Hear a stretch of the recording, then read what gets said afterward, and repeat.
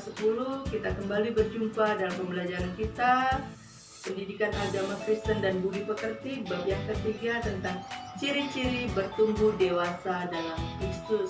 Sebagai bacaan Alkitab kita yang terdapat dalam 2 Petrus 3 ayat 17 sampai 18. Berakar dalam Kristus, Kolose 2 ayat 6 sampai 7. Ilustrasinya pohon korma. Pohon korma di saat ditanam, bijinya ditanam dalam tanah, lalu di atas biji itu ditaruh sebuah batu yang besar. Tujuannya supaya akarnya dapat merambat ke kedalaman tanah, di mana akarnya lebih dalam lagi untuk dapat memperoleh air, sehingga pohon itu tahan dalam masa kekeringan, kuat terhadap angin kencang, dan dapat menghasilkan buah yang baik.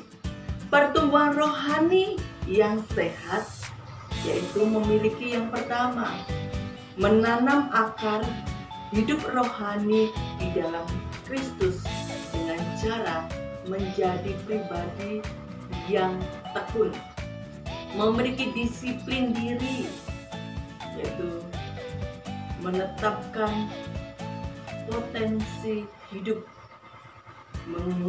mengatur waktu untuk dapat beribadah kepada Tuhan. Yang kedua, yaitu menyerap firman Tuhan dengan cara membaca dan merenungkan firman Tuhan atau bersaat teduh. Juga rajin bersekutu dan juga beribadah kepada Tuhan. Bertumbuh di dalam Kristus dalam Efesus 4 ayat yang ke-14 sampai 15, ilustrasinya tentang balita yang bertumbuh. Seorang balita dia mengalami suatu proses untuk menuju kepada orang yang dewasa. Allah melakukan pembaharuan hidup bagi kehidupan manusia. Orang percaya harus memelihara persekutuan dengan Kristus, yaitu mempelajari firman Allah untuk dapat mengenal tentang siapakah Allah. Berbuah bagi Kristus, Yohanes 15 ayat yang ke-14. Ilustrasinya tentang pohon anggur.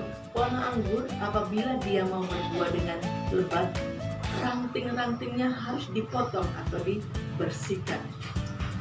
Allah menginginkan orang percaya untuk dapat bertumbuh dan berbuah. Dalam Matius 7 ayat 18 sampai 19. Bagaimana supaya dapat berbuah? Harus tinggal di dalam Kristus, di mana pemotongan sifat-sifat yang buruk harus dilakukan supaya terus menghasilkan buah. Orang percaya harus dapat menghasilkan buah-buah pertobatan, di mana harus meninggalkan perbuatan-perbuatan yang tidak menyenangkan hati.